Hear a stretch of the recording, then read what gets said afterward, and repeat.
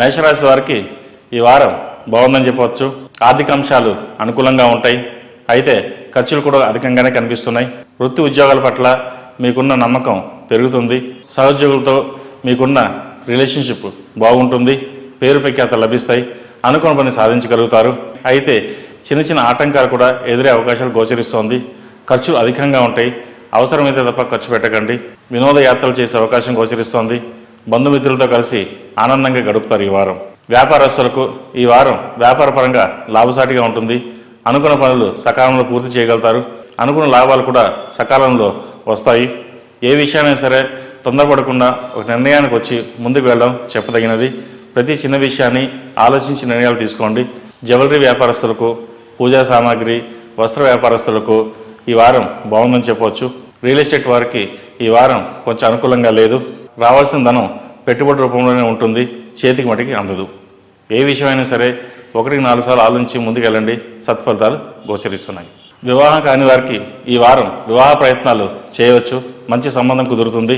సంతానపరంగా ఎదురు చూస్తున్న వారికి ఈ వారం కొంచెం నిరాశ ఎదురవుతుంది. సంతాన విషయాలు జాగ్రత్తలు తీసుకోవాలి. విద్యార్థులకు కాలం అనుకూలంగా ఉంది. మెరిట్ మార్కులు సాధించగలుగుతారు. విదేశాల కోసం ప్రయత్నిస్తున్న వారికి మంచి ఫలితాలని చెప్పవచ్చు. అయితే విదేశాల్లో ఉద్యోగం చేస్తున్న వారికి మటుకి కొంచెం గడ్డు కాలమని చెప్పాలి. కొన్ని విషయాలు జాగ్రత్తలు చూసుకోవాలి. ఆచితూచి వ్యవహరించండి.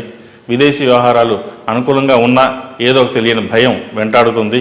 కాబట్టి ఏ విషయాన్ని సరే నిర్ణయం తీసుకుని ముందుకు వెళ్ళడం చెప్పదగిన సూచన. ఈ రాశిలో జన్మించిన స్త్రీలకు ఈ వారం బాగుందని చెప్పచ్చు. వ్యాపారపరంగా బాగుంటుంది. ఉద్యోగంలో స్థిరత్వం లభిస్తుంది.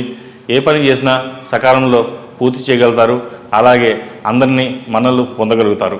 సంతాన విషయమై ఒక దిగులు ఏర్పడుతుంది. సంతాన విషయంలో కొన్ని జాగ్రత్తలు తీసుకోవాలి. ఆరోగ్యం పట్ల కొన్ని జాగ్రత్తలు తీసుకోవాలి.